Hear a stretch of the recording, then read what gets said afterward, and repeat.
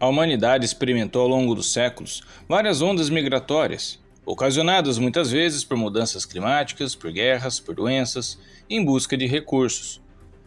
Em vídeos anteriores, observamos essas mudanças populacionais e seus impactos, como a ocorrida com os povos do grupo linguístico indo-europeu e com um dos seus subgrupos desse ramo, os arianos, onde fica demonstrado que a nossa espécie está sempre em deslocamento e se adaptando, e que nesse processo, vários agrupamentos surgem com características singulares, tanto na sua genética como nos seus idiomas, como pequenos ramos iniciais que crescem em galhos separados, mas ainda são parte da mesma árvore.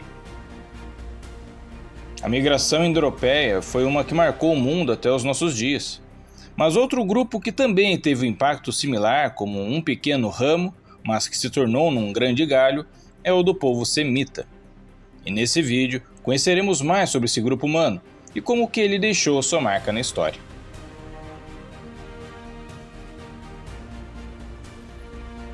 A palavra semita foi cunhada por estudiosos da Escola de História de Göttingen, sendo o principal nome do estudioso August Ludwig von Schlosser, que desempenhou um papel importante na criação de uma base mais científica para a pesquisa histórica. Ele, com a ajuda de seus pares, cunharam as definições raciais atuais dos termos semítico, camítico e jafético. A publicação do livro Introdução à História Sincronística Universal, de Johann Christopher Gatterer, de 1771, outro estudioso colega de Schlosser, foi a primeira publicação a usar esses termos em um sentido étnico e que buscavam referências bíblicas para determinar a origem comum de tais povos.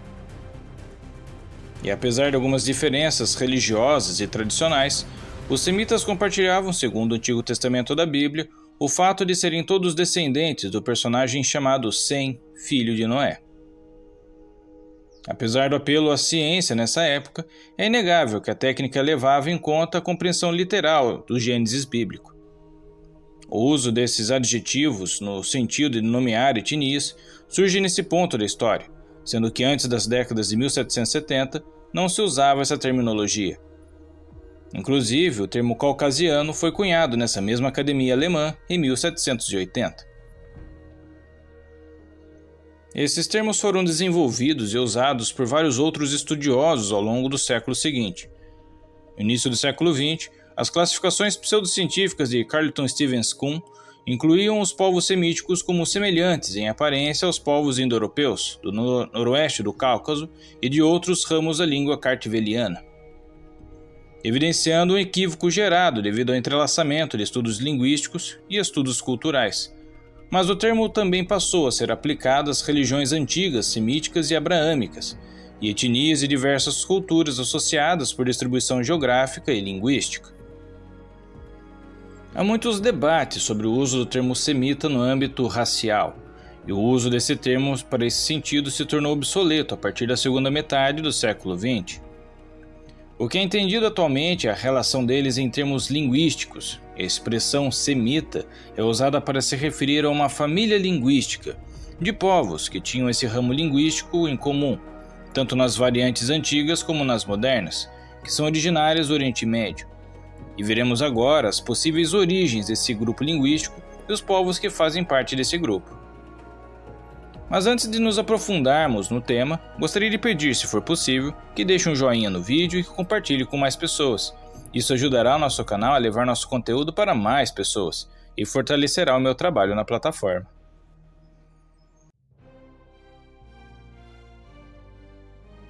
O ramo semítico é um membro da família linguística afroasiática, onde se originam outros ramos, e presume-se que os grupos falantes do primitivo ramo proto-semítico, que daria origem a todo o tronco linguístico, tenham alcançado a Península Arábica por volta do 4º milênio AEC, a partir de onde as línguas semitas posteriores iriam continuar a se espalhar.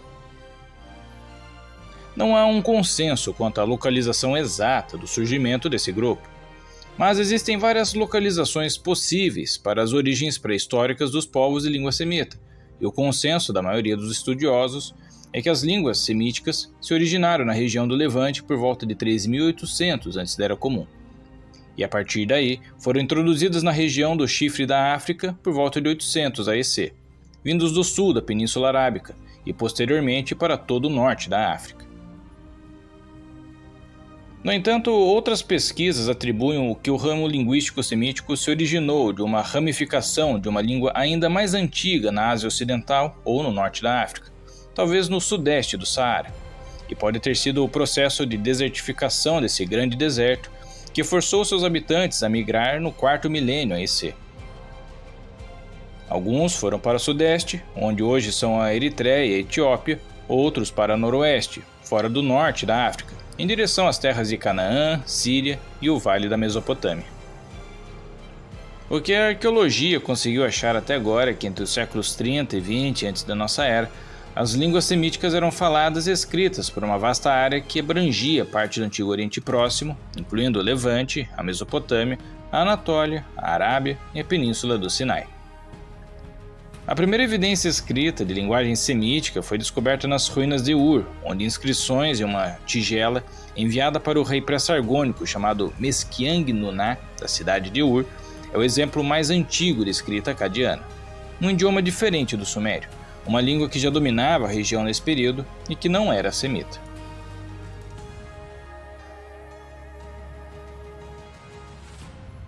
Não há um estudo genético que conclua a origem de forma definitiva, mas o haplogrupo J do cromossomo Y é muito presente nas áreas de abrangência onde os ramos semitas surgiram, sendo constatados que duas divisões cladísticas, a JM267 e a JM172, são encontradas hoje em frequências significativas em muitas áreas próximas ou dentro da Península Arábica e Ásia Ocidental.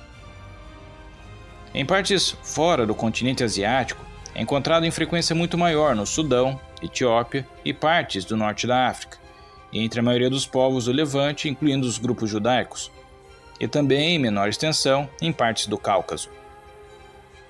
As análises genéticas recentes sugerem que os vários povos semitas compartilham um ancestral comum significativo, mas devido a diversas migrações ao longo da história, não podemos falar de um grupo étnico homogêneo.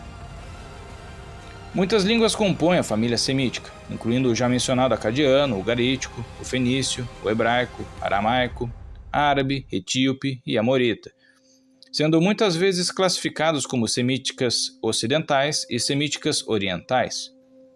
Embora existam diferenças significativas e contribuições de outros grupos ao longo da história, são um conjunto linguístico composto por vários povos que possuem traços culturais em comum. A partir do período de 3000 a.C.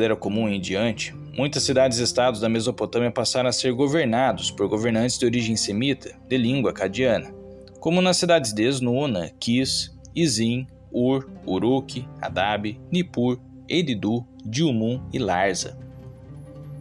Durante esse período dos séculos 27 a 26 a.C., outro povo de língua semítica oriental, os Eblaitas, aparece no norte da Síria. Eles fundaram a cidade-estado de Ebla, cuja língua eblaíta está intimamente relacionada com o acadiano da Mesopotâmia. Os acadianos, assírios, babilônios e eblaitas foram os primeiros povos a falar uma língua semítica e usando uma escrita cuneiforme originalmente desenvolvida pelos sumérios, e as características mesopotâmicas e acadianas e as formas gramaticais sobreviveram no dialeto aramaico oriental. É notável a expansão desses grupos linguísticos por toda a extensão dos rios Tigre e Eufrates, bem como em locais dominados pelo Império Acadiano e por outras civilizações mais tardias, como a Síria e a Babilônia, bem como as do Levante e Canaã, a Península do Sinai e as regiões mais ao sul e a leste da Anatólia e a nordeste da Arábia. E não há evidências escritas ou arqueológicas de uma língua semítica presente no norte da África, no chifre da África ou no Cáucaso durante esse período, fazendo perceber que foi uma expansão gradual. Mas como que aconteceu essa expansão?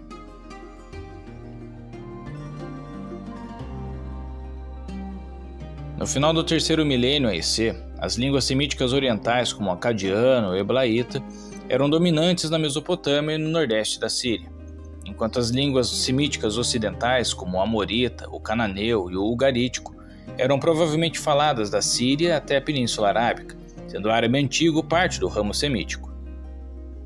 O antigo Império Assírio, o Império Babilônico e, em particular, o Império Assírio Médio facilitaram o uso do acadiano como língua franca em muitas regiões fora de sua terra natal. E a partir do segundo milênio AEC, um pouco mais de dados estão disponíveis graças aos registros derivados escritos proto-sinaíticos ou proto-cananeus de cerca de 1500 AEC, e produziram as primeiras evidências de uma língua semítica ocidental, de onde aparecem os dialetos cananeus. Entre os séculos 13 e 11 AEC, vários pequenos estados de língua cananeia surgiram no sul de Canaã, uma área aproximadamente correspondente aos modernos Israel, Jordânia, territórios palestinos e Península do Sinai. Estas eram as terras dos povos conhecidos como Edomitas, Moabitas, Hebreus, Amonitas, e todos os quais falavam línguas cananeias semíticas ocidentais. No século XIX antes da nossa era, uma onda semelhante de semitas de língua cananeia entrou no Egito, e no início do século XVII, esses cananeus, conhecidos como Ixos pelos egípcios, conquistaram o país, formando a 15ª dinastia. Vale ressaltar que no Antigo Egito, os nativos eram falantes de uma língua afroasiática não semita. Já as línguas semíticas etíopes são atestadas pela primeira vez no século IX AEC, com as primeiras inscrições em proto-gueês, oriundas do reino de Damate, usando uma variação do alfabeto árabe. Os fenícios foram outro grupo cananeu, que dominaram as costas da Síria, Líbano e sudoeste da Turquia a partir do século XIII AEC, fundando cidades-estados como Tiro, Sidon, Biblos, Arwad, Beirute, Antioquia, entre outras, que eventualmente espalhou a sua influência por todo o Mediterrâneo, incluindo a construção de colônias em Malta, Sicília, a Península Ibérica e as costas do norte da África, fundando a sua principal cidade-estado no século IX AEC, a grandiosa Cartago. Os fenícios criaram o conhecido alfabeto fenício no século XII AEC, que acabaria por substituir o tradicional estilo cuneiforme feito em barro. Mesmo com a ascensão dos persas aquemênidas, um grupo de origem indo-europeia, o aramaico foi mantido como língua franca em seu império, mas a dominação do aramaico como ramo linguístico terminou com o Império Macedônico e com o seu sucessor, o Império Seleucida. Depois que Alexandre o Grande conquistou o Império Aquemênida, seus sucessores introduziram o idioma grego como língua oficial. No entanto, isso não afetou as línguas faladas por povos semíticos, que continuaram a falar em grande parte o aramaico.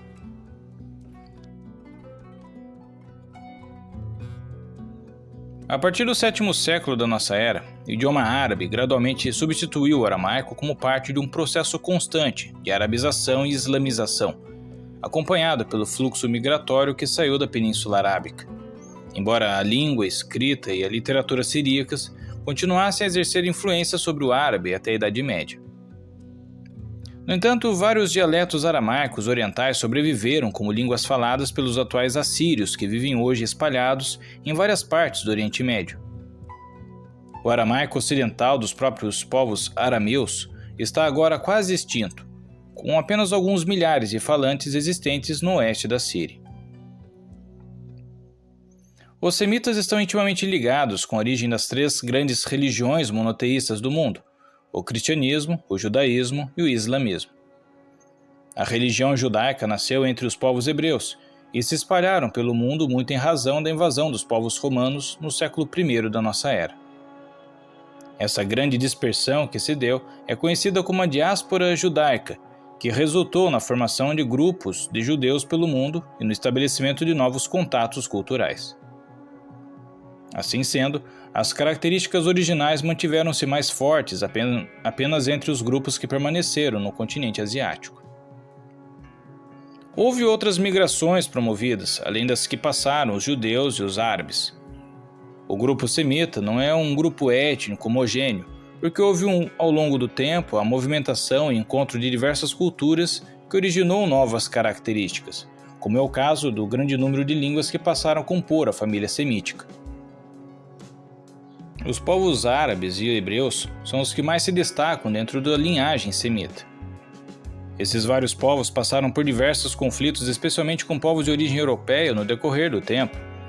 E a partir dos últimos séculos, com base nos estudos já mencionados como o de Schlotzer, um grande sentimento preconceituoso foi tomado por europeus que usaram mal esses estudos.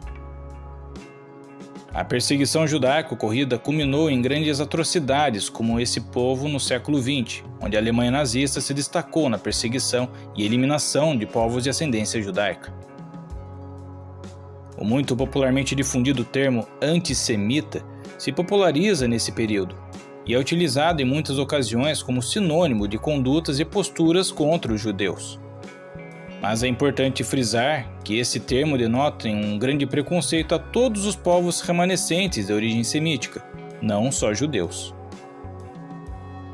Com a eliminação do Estado nazista na década de 40, houve a criação do Estado de Israel, gerando um clima de muita instabilidade e confrontos na região do Oriente Médio, levando esses povos semitas, povos irmãos em muitos aspectos, a se degladiarem entre si, em disputas que ainda não aparentam solução. Espero que tenha gostado dessa viagem no tempo e tenha lhe acrescentado algo de bom com essa história. E se chegou até aqui, não esqueça de deixar um joinha no vídeo, de se inscrever e compartilhar com seus amigos.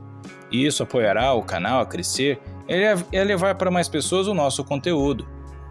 Deixe também um comentário sobre o que achou desse tema. E se quiser sugerir outros temas, ficarei feliz em colocar na minha lista de assuntos para o canal. Na descrição tem links para livros e cursos que talvez lhe interesse, e se gosta de ler, há uma biblioteca com alguns dos clássicos da literatura a preços bem acessíveis. Nos cards finais deixei algumas sugestões de vídeos relacionados que talvez aprecie. Muito obrigado e até a próxima história!